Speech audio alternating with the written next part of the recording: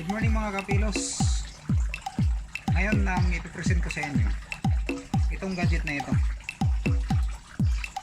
Pag mag-alaga tayo ng philodendrons o anumang klaseng halaman, kailangan po natin to moisture meter. Itong moisture meter na ito may tatlong gamit. Ito po yung gamit niya. Itong sa kaliwa para sa moist, itong sa kanan para sa pH ng tubig, tapos itong sa gitna ito yung sa light. Ito mga kapilos, napakalaki ang gamit nito pag ikay nagtatanim, lalong lalo na yung pots mo lupa ang ginagamit, kasi hindi mo pwedeng baliktarin. Hindi, kot-kot ka ng kot-kot sa kagaya nito, kot-kot ka ng kot-kot sa lupa para malaman mo kung pwede na ba o hindi, kasi dapat 2 inches. Pero dito mga kapilos, itong gadget na ito, moisture meter, malalaman mo kung kailangan mo na diligan ng halaman. Itutusok mo lang tong pin na ito, yung dalawa, tutusok ito. Tapos ganyan, so isubok natin ito, gagamitin natin ang moisture. Ganyan, itusok natin siya.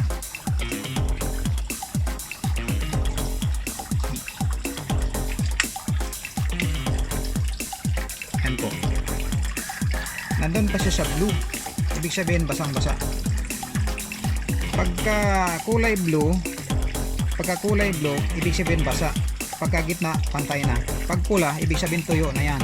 Yan po, pumapalo siya dun sa blue. O, yung mas malalim, yan, ang ilalim niya basang basa pa, hindi pa siya pwedeng diligan. Ganyan po. Yan.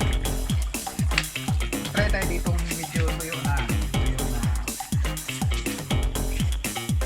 Ito po siya, kung makita nyo, kung makita nyo medyo tuyo na siya. Kung itusok po natin siya dito, yan po. Opo, kailangan na siyang diligan kasi nasa pula. Pag nasa pula na, kailangan ng diligan. I-check natin kung totoo ba kailangan siyang diligan.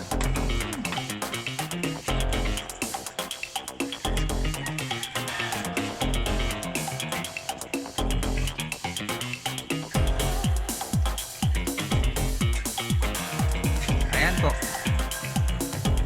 kailangan na siyang diligan kasi patuyo na po siya. Yan ang palatandaan na kailangan na siyang diligan. Kung ito naman po, kung malalaman natin gaya nito, yan, green na green, nandun pa sa blue, titingnan natin ilalim kung gaano sa ka-active itong moisture meter na ito.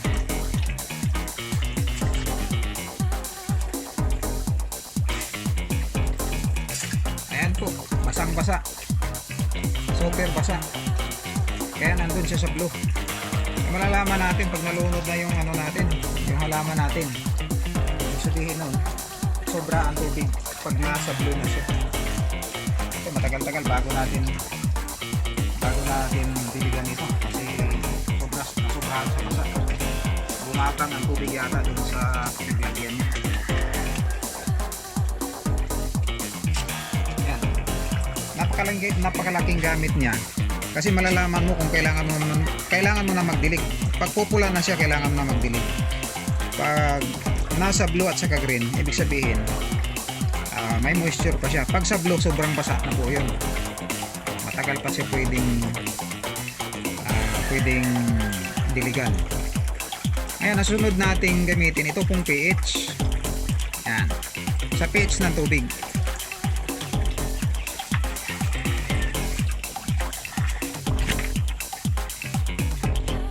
Ito pong tubig na to galing sa gripo. Ayan po, ang pH niya halos nasa pula, nasa dulo ng green kasi medyo contaminated. dito po yung pH ng ano natin, ng kuipa natin. Yan po. Mas medyo mataas-taas yung pH niya. Nasa gitna na ng pula. Yan.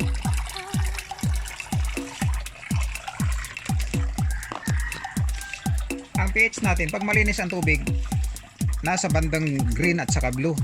Pag medyo madumi ng tubig, yan, papalo na siya dito sa may pula. Ibig sabihin, pag nasa gitna hanggang dulo ng pula, hindi maganda yung tubig natin.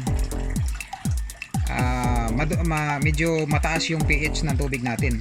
Pero di ibig sabihin no na hindi siya pwede sa halaman, kasi itong ano namin, kuipan, pangdilig talaga ito. Ayan. Ito naman sa light. Yan. Kung mapansin nyo, ang light mahina. Dali natin siya sa medyo tagong lugar. Yan. Kung doon siya sa tago, mas nasa dulo siya ng pula. Yan. Tapos dali natin dito sa liwanag hanggang sa yan. Pag maliwanag na, nasa green na siya. Yan. Pag may makakita tong araw maging blue, napunta sa blue, ibig sabihin ang tamang pag-alaga ng mga philodendron nasa green dapat. Pag nasa blue, sobrang init na yun. Pag nasa pula naman, sobrang tago. Wala na rin makuha na photosynthesis ang halaman. Ito. Kaya itong gadget na ito mga kapilos, napakahalaga.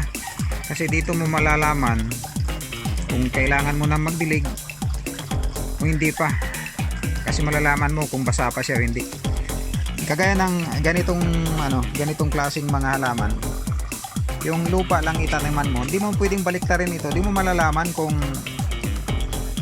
ang ilalim nito basa pa ba o hindi, o sobra ba ang basa niya, nagtutubig pa ba. Pero kung tusukin mo dito sa gadget na ito, malalaman mo na ang ilalim pala nito sobrang basa pa. Dapat kung magdilig ka, konti lang, para sa ibabaw lang, kung makita mong tuyo na siya. Hindi kagaya nung hindi mo malalaman ano ang moisture sa ilalim. Damihan mo ng tubig, sobra-sobra na po yun. Pero kung malaman mong basang-basa pa yung ilalim, tapos tuyo ang ibabaw, konti lang idadagdag ng tubig. Ganun siya, para di malunod yung halaman natin. Kasi kung buhos lang tayo ng buhos ng tubig, basa pa, sobrang basa pa pala yung ilalim, ang mangyari, nalunod yung halaman natin. Saka kung takot naman din tayo na malunod yung halaman, hindi natin pansin na tuyo na pala yung ilalim, kasi wala tayong twister. Kutkot tayo ng kutkot hanggang sa masira natin yung ugat. Kutkot tayo ng kutkot ng gaano kalalim para malaman natin kung pwede nang diligan, di ba? Kaya napakahalaga itong gadget na ito. Ito naman nabibili naman sa Shopee at sa Lazada. Wala pang 200 pesos ito. Napakalaking gamit para sa ating maghahalaman. Nung araw tayo kutkot. Ngayon iba na. May tester na po tayo. Yan. Kaya mga kapilos, gusto nyong mag-alagang mas mabilis, mas maganda yung pag-alaga ng halaman, i-try nyo tong gadget na ito. Mura lang to, wala pa tong 200. Yan, ito nang ginagamit natin para malalaman natin itong garden natin. Yan. Malalaman natin kung magdilig na tayo. Kaya yan, makita natin, kahit medyo itim pa yung lupa, pwedeng ang ilalim niyan tuyo, medyo tuyo. Susubukan natin. Ayan, basang-basa pa yung ilalim. Kaya hindi pa kailangan diligan. Pag nasa gitna ng green, pwede ka man magdilig kunti. Pag nasa pula, kailangan mo nang diligan na mas marami. Yan po. Yan po mga kapilos. Sana itong gadget na ito makatulong sa atin. I-try nyo lang para mas mapadali yung pag-alaga natin ng mga halaman. Sa mga hindi pa nakasubscribe sa channel ko, please subscribe nyo na para matuto tayo sabay-sabay sa sa mga pag-alaga nitong mga halamang philodendrons. Yan, sa mga mahilig ng philodendrons, mag-subscribe kayo sa channel ko para may update ko kayo sa lahat na ating mga gagawin, partikular na nitong halamang philodendron. Ayan guys, ito po yung 3-way meter. Ang 3-way meter may tatlong gamit.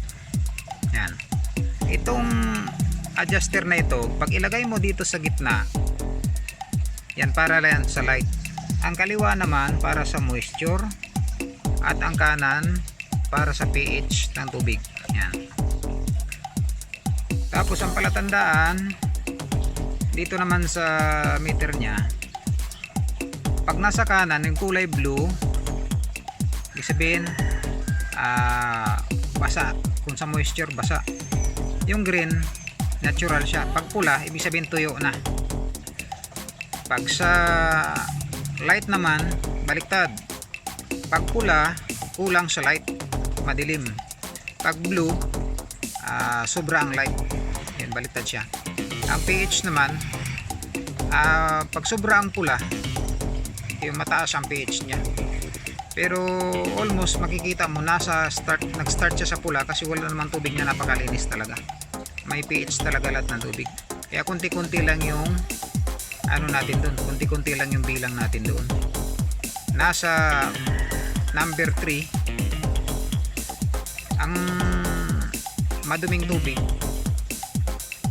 medyo tataas siya, babagsak dito sa 1.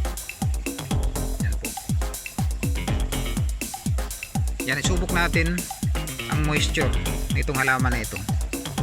Yan, tingnan nyo ha. Pag itusok natin, ayun, pumunta sa blue. Ibig sabihin, ang ilalim nito, basang basa. Yan. Basang basa pa. Hindi pa siya kailangan diligan. Yan po. Yan. Hindi pa siya kailangan diligan kasi basang-basa pa siya. Ito naman, i-try natin itong fish lily na to. Yan po. Yan po. Yun, ang ilalim niya kulay blue. Yan, basa pa siya. Maghanap tayo ng medyo tuyo.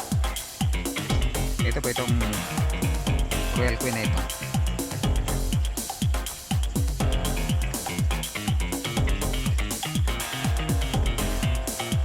Yan po, pinasok natin. Nasa kalagitnaan lang siya ng green. Ibig sabihin, may moisture pa siya pero patuyo na. Pwede na siyang diligan. Pero mas maganda kung nasa pula na siya bago natin diligan.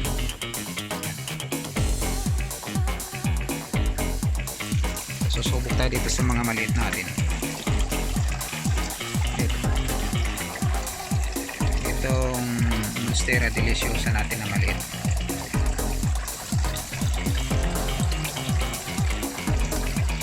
Ayan siya.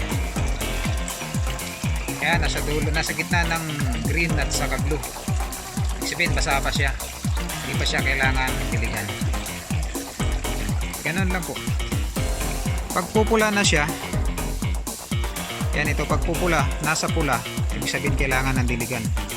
Ito malaman natin, diniligan to kahapon, kaya di pa siya kailangan diligan. Ito namang sa pH ng tubig, ba itong tubig na ito, ilipat natin sa pH. Yan.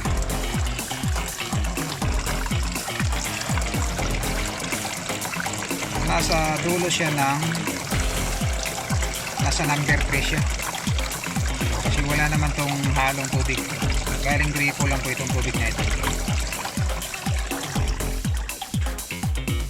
Pupunta tayo dito sa ito, tubig galing sa koi pan na galing sa aquaponic natin. Yan po, halos nasa 1 na siya po. Ibig sabihin mataas ang pH nito.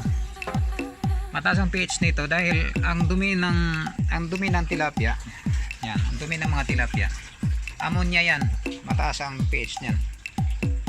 Pagdating dito, lilinisin itong filter na ito, itong Pumice Rock na ito. Pagbaba naman niya dito, yan, medyo malinis na konti, nasa halos 2 na siya. Yan, pwede na siyang gamitin natin pang dilig. Yan, kaya-kaya na ng halaman natin pag ganyang pH.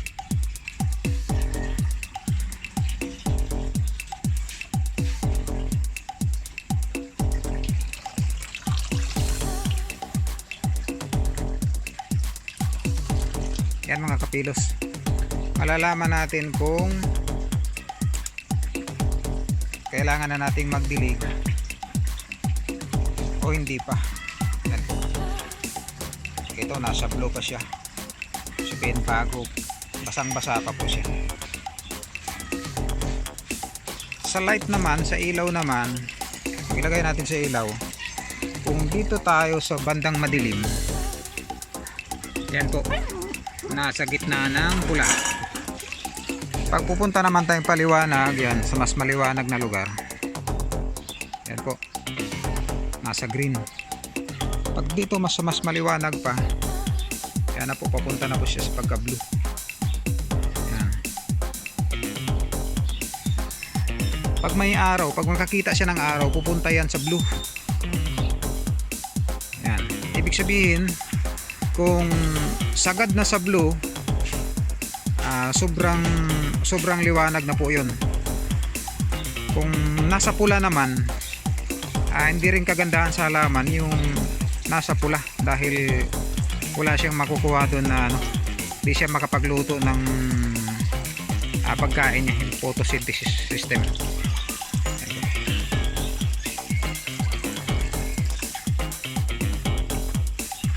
Punta tayo dito sa maliwanag na maliwanag.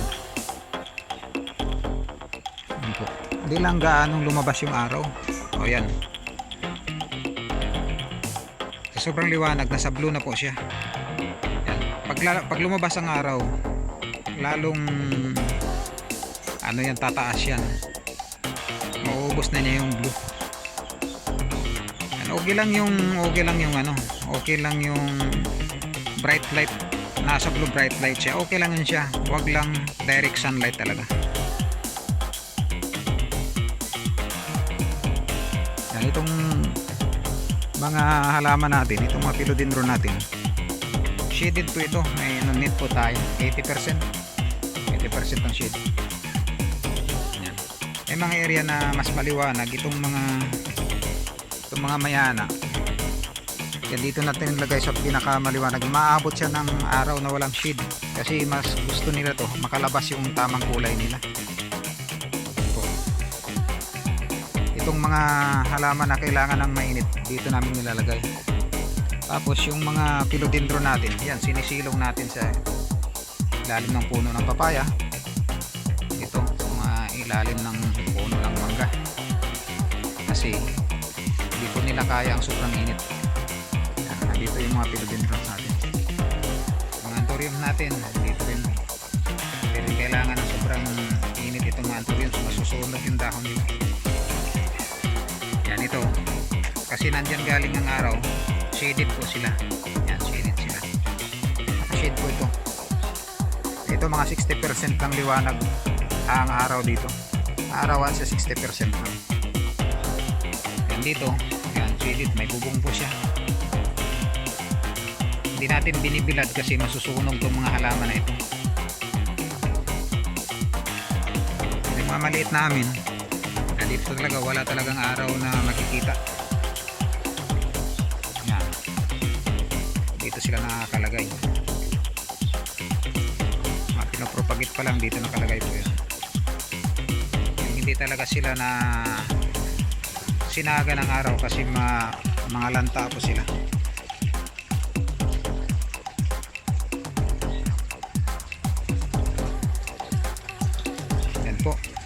Sana itong gadget na ito, makaproduce din kaya nito. Ang laking tulong sa ating nag-aalaman para hindi tayo mahirapan determine kung kailangan na siyang diligan o hindi pa. Ginagawa kasi natin, kutkot tayo ng kutkot ng lupa hanggang aabot ng 2 inches. Pag umabot ng 2 inches, tuyo pa rin, saka tayo magdilig. Ito, itutusok lang natin. Pag nasa pula na siya, ayun, kailangan na natin magdilig. Kaya namapagaan yung pag-alaga natin sa mga halaman natin. Yan po. Yan lang po mga kapilos. Sana magkaroon din kayo ng ganito para mapadali ang paghahalaman natin. Sa mga hindi pa nakasubscribe sa channel ko, please subscribe nyo na para masundan nyo yung mga mga gawain nating panghalaman, mga gadget na gagamitin, kagaya nitong 3-way meter, kagaya niyang yan, humidity meter naman yan, para sa humidity ng area. Yan. Dating ng tanghali, pag babagsak sa 60 yan, magano lang po tayo, spray lang po tayo, mist lang, para malamigan konti yung halaman natin, tataas yung humidity nya. Yan po, ito mga kailangan sa paghahalaman. Yan po, dito na lang muna tayo. Sa mga di pa nag-subscribe, please subscribe nyo na para masundan nyo itong mga project natin, mga pag-alaga, pagtatanim ng halaman, pagpalaki sa kanila. Saka i-update ko rin kayo sa mga susunod bang ng mga kalagayan nating mga halaman. And po, good morning and God bless.